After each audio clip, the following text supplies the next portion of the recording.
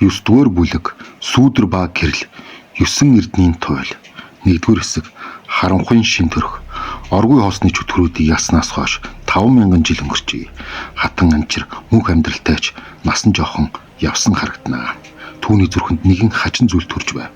Тэрээр харанхуй аюулыг бүр мөсөн устаагүй мэдэрч байв. Тэдгээрийг харин зөвхөн ховш шин төрхтэй болсон байгаа гэдэгт итгэж байв. Шинэ аюул өмнөхөөсөө илүү нууцлаг, илүү аимшигтай байгаа. Тэд харагдахгүй, мэдрэхдэггүй харин хаа сайгүй байв. Тэдний нэр Сүүдэрт бөө. Эдгээр бөөмсч биш, сүүдэрч биш, харин хуулингийнх нь хослол байв. Тэд бодит байдлыг суурийн төвшөнд оршин тогтнож, бүх зүйлд нэвтэрч, бүх зүйлийг өөрчилж чаддаг байв. Тэдний нөлөөллөөр ертөнцүүд хачин үзэгдүүд гарч эхлэв. 2-р хэсэг ертөнцийн гажиг. Эхлээд хоосон тесрэлт үүсв.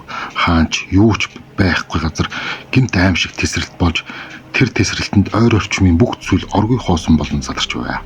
Дараа нь давхар орон гарч ирэв. Зарим газарт бодит байдал 2 хуваагдаж, хүмүүс нэгэн зэрэг 2 өөр газар, 2 өөр цаг үед оршин тогтнож эхэлвэ. Хуйлрах хэмжээс гэж нэгэн үзэгдэл болов. Хэмжээсүүд өөрсдөө хуйлран орон зай цаг хугацаа утгаа алдаж хүмүүс төөрөлдөж төгсгөл рүү лабиринтанд төөрж байв. Тэнгэрт хар гэрэлтэл гарч ирэв. Харанхуй өөрөө гэрэлтэж тэр гэрэлд хүрсэн бүхэн Сүүдэр болон хуурч оршин тогтнохоо алдаж байв.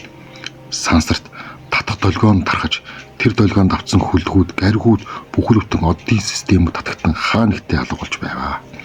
3-р хэсэг үл үзэгдэх аюул. Хамгийн аимшигтай сүнслэг битүүд байв. Тэд харагдахгүй, мэдрэхдэггүй, харин тэд хаана байгааг хүмүүс зөвхөн мэдэрч чадна.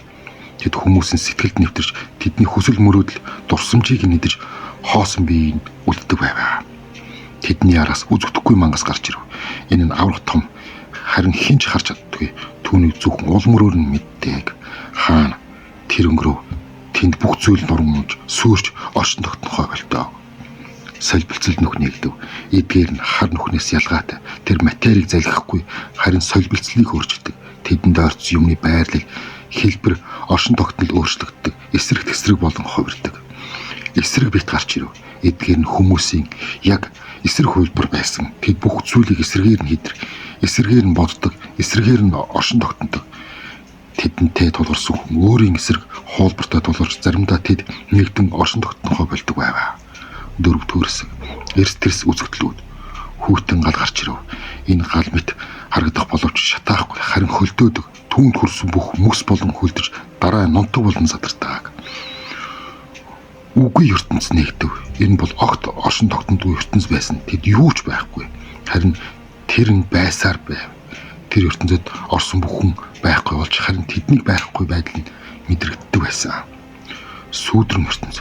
Манай ертөнцтэй зэрэгцэн оршиж эхлэв. Тэд бүхэл бүтэн Сүүдэр байсан хүмүүс гаргууд одод бүгд Сүүдэр, харин тэдгээрийн Сүүдрүүд амьд байсан бөгөөд тэд манай ертөнц рүү нэвтрэхийг хүсэж байв. Огторгуйн утас гарч ирэв. Эдгээр нь төгсгөлгүй урт үйл үзэгдэх утаснууд байсан бөгөөд тэд бүх ертөнцүүдийг хооронд нь холбож байв. Харин тэдгээр утаснуудын зарим нь тасарч, зарим нь орооцолдож, ертөнцүүдийн хоорондын холбоо алдагдаж, имх цамар агай байдал үсвэ. Хил хязгаарын бүс үсв. Эдгээр нь ертөнцүүдийн хоорондын зааг байсан бөгөөд тэнд цаг хугацаа, орон зай, бодит байдал гэж байхгүй. Зөвхөн хил хязгаар л байсан. Тэнд орсон хүн хизээч босч ирэхгүй. 5-р хэсэг Аазанч төрүүдийн эргэн ирэлт. Эдгээр бүх үзэгдлүүдийн ард хуучин дайсан нуугдж байсан. Аазанч төрүүд эргэн ирсэн. Гэхдээ энэ удаа тэд өөрчлөгдсөн, илүү хүчрэг, илүү нууцлаг болсон байв. Тэд өмнөх шиг харагдахгүй, харин харанхуй нэр, харанхуй материйн тусламжтайгаар шин төрхтэй болжээ. Тэд одоо Сүүдэрт бөөмс, сүнслэг битүүд, үл үзэгдэх мангасуудын дүрийг ирж байв. Тэдний удирдагч харанхуйн эзэн өөрөө гарч ирэв. Тэрээр оргүй хоосны эзний хүү байсан бөгөөд эцгийнхээ өхлийг өшөө авахар ирсэн байв. Хатан анчир гэж тэр хэлв. Чи миний эцгийг алсан. Одоо би чиний бүх ертөнцийг устгаж, чиний хайртай бүхнийг тамдан зовж эцэд нь чиний сүнсийг мөнхийн харанхуйд хорих болно гэж тэр хэлвэ. 6-р хэсэг 9 эрдэнийн чулуу. Хатан анчир аюулыг харамгацаа түүнийг зогсох арга зам хайж эхлэв. Тэрээр агуул хавга бурхныг дуудав. Гэхдээ энэ удаа бурхан хариулсангүй. Хатан анчир санаа зовж бурхны сүм рүү яарав. Тэнд тэрээр нэгэн зураг солвоо. Анчир нь би чамайг орхиж байна. Учир нь би өөрөө Энэ тэмцэлд оролцож чадахгүй. Чи өөрөө ялах ёстой. Гэхдээ би чам нэгэн зүйлийг үлдээж байна. 9 эрдэнийн чулуу. Эдгээр чулуунууд нь орчлонгийн хамгийн хүчийг агуулдаг. Тэднийг цуглуулж харанхуйг эсрэг хэрэглээ. Хатан анчир зурсыг уншиж бурхныг санаж гүн гоног тавтав. Гэхдээ тэрээр цагаар гарцдахыг хүссэнгүй. Тэрээр нин дараа 9 эрдэнийн чулууг хайж эхлэв. Эдгээр чулуунууд нь гэрлийн чулуу. Төгсгөлгүй гэрлийг агуулдаг. Хоёрт нь цагийн чулуу, цаг хугацааг удирдах хүчтэй. Гуравт нь орон зайн чулуу, орон зайг нуглах хүч. Дөрөвт нь амьдралын чулуу, үхсдийг амьлуулах чадaltaй. Тавт нь үхлийн чулуу, амьдыг устгах хүчтэй. Зургаад нь мэрэгэн ухааны чулуу, бүх мэдлэгийг агуулдаг. Долоод нь хүч чадлын чулуу, төгсгөлгүй хүчийг өгдөг. Наймд нь сүнсний чулуу, сүнслэг ертөнцтэй холбогддог. Ёст нь орчлонгийн чулуу, бүх чулуунуудыг нэгтгэх хүч ажээ. 7 дугаар хэсэг их даалгавар. Хатан анчир 9 эрдэнийн чулууг хайх аяндаа гарч түүнтэй хамт түүнийг үнэж дайчид, түүний үрсэд, түүний холбоотнод яв. Тэдэн дунд хаан мөнхтөгс, зорог, шинэ үеийн баатар, хараан нар байв. Тэдний аянд төгсгөлгүй олон ертөнцөөр үргэлжсэн. Тэд гэрлийн чулууг шатаж буй оддын цөмөсөлж, цагийн чулууг зогсон цаг хугацааны дундаас гаргаж, орон зайн чулууг нугалсан орон зайн төвөөс олж, амьдралын чулууг үхлийн ертөнцийн голд байх амьд болог дээрээс олж, үхлийн чулууг амьд ертөнцийн төвд байх үхлийн хөндөөс олж, мэрэгэн ухааны чулууг мэдлэгийн төгсгөлгүй номын сангаас олж, хүч чадлын чулууг төгсгөлгүй хүчний их усүрээс олж, сүнсний чулууг сүнслэг ертөнцийн хаалганы дэрэгдээс олж, эцэст нь орчлонгийн чулууг бүх ертөнцүүдийн төвд байх орчлонгийн цөмөөс олвоо. Бүгд чулуугаа олцсон байж байтал харанхуйн эзэн тэднийг олж аимшигт тулаан болвоо. 8 дугаар хэсэг харуулсал. Тэр тулаанд хатан анчир олон хүнж дайчтай алдав. Хаан мөнх төгс түүний нүдэн дээр харанхуй эзний гарт амьрагдав. Зорог мөн түүнийг хамгаалахын төлөө хараанч хүн шаргацсан боловч амьд үлдвэ. Хатан анчир тэдний үхлийг харж зүрхэн шалан нүднээс нь нулимсарсваа. Олон мянган жилийн турш маш олон хүнээ алдсан ч энэ удаагийн алдагдал хамгийн хүнд байв. Би тэднийг авч чадсан өгөхөс тэр шив. Би хангалттай хүчтэй биш байсан гэж бодов. Хараан түүнд хатан та хангалттай хүчтэй. Тэдний үхэл дэмий хоосон биш. Бид 9 эрдэнийн чулууг цуглуулсан. Одоо бид тэднийг ашиглах ёстой. 9 дугаар хэсэг ертөнцүүдийн нэгдэл. Хатан анчир 9 эрдэнийн чулууг нэгтгэв. Тэр мөчид бүх ертөнцүүд гэрэлтэж, тэдгээрийн хоорондын хил хязгаар арилж, бүх зэрэгцэн ертөнцүүд, бүх хэмжээст ертөнцүүд, бүх оргын хоосны чөтгөрүүд, бүх сүүдэрт бидүүд бүгд нэгдвэ.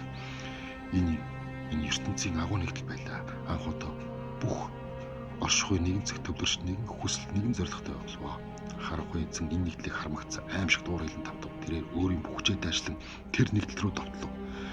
Гэхдээ тэр мөчид хатан анчир агуул лавга бурханыг дахин дуудав. Бурхан хариулсан бай. Тэрээр үгүй болсон байваа. Агуул лавга бурхан та хаан байна гэж хатан анчир ашраа. Хариу ирсэнгүй. Бурхан тэднийг орхисон байваа. 10 дугаар хэсэг. Анчир тэнгэрт сахиус болов. Хатан анчир бурханыг орхисныг мэдэрээд хүн харуулт тавтав. Гэхдээ тэрээр бууж өгсөнгүй. Тэрээр 9 эрдэнийн чулууг өөрийн бие жишингээ өөрөө тэнгэрийн сахиус болон хувирваа. Хэрв бурхан байхгүй бол би өөрөө бурхан болно. Хэрв гэрэл байхгүй бол би өөрөө гэрэл болно. Хэрв хамгаалагч байхгүй бол би өөрөө хамгаалагч болно гэж тэр хэлв. Тэрээр гараа сонгон 9 эрдэнийн чулууг нэгтгэв өөрийн бие жишингээ.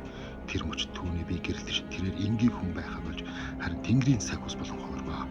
Түүний бие гэрэлтэн айжмаар дээш хөрж тэнгэрт од болон суу. Тэрээр одоо мөнхөд тэнгэрт гэрэлтэж бүх ертөнцүүдийг харж хамгаалах байх болно. Үгүй хатан та ингэж хараан ашхрав. Битгий яваа гэж өрлөө. Ихтэй хатан анчир түүн рүү хараад энэ имсгэлв. Би явахгүй хараан минь. Би одоо хаа сайгүй байх бол би оддын дунд гэрлийн дунд та нарын дөрөнд үргэлж байх болно. Зүгээр л тэнгэр өөд хар тэнд би байх болно. Түүний би бүрмсэн гэрэлтэж тэнгэрүүд од болон сов. Тэр од ертөнцид харагдаж түүний гэрэл харанхуйг түлхэн хааж гэрэлтэж байваа. 11 дугаар хэсэг саглашгүй дайны эхлэл. Харанхуй эзэн хатан анчирыг тэнгэрт сахиус булсныг хармагцсан аимшигтай байна. Чи зүгтж чадсан гэж бодож байна уу? Чи тэнгэрт гарсанд би чамайг тэндээс олж устгах болгон харанхуй хаа сайгүй хүрдэг. Харанхуй бүхнийг захирддаг гэж тэр хэлвэ. Харанхуй эзэн шинэ хайрын бүрдүүр шинэ дан эхлүүлв.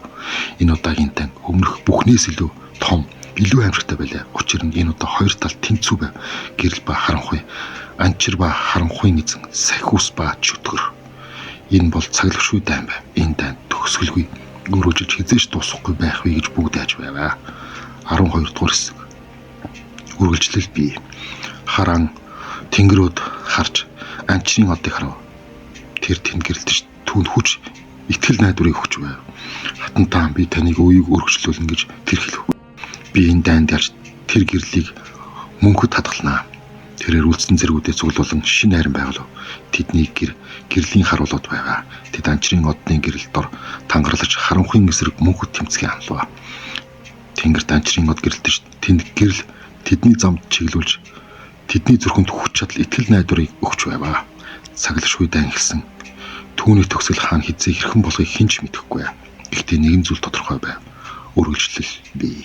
Хатан анчир тэнгэрт сахиус болон мөнхөд гэрэлтэх болсон юм аа. Харанхуйн эзэн түүнийг устгаж чадаагүй, харин түүнийг улам хүчрхэг болгосон. Хараан гэрлийн харуулууд бүх ертөнцүүдийг нэгтгэн хүч. Тэд бүгд хамтдаа цаглшгүй дайныг үргэлжлүүлж байна.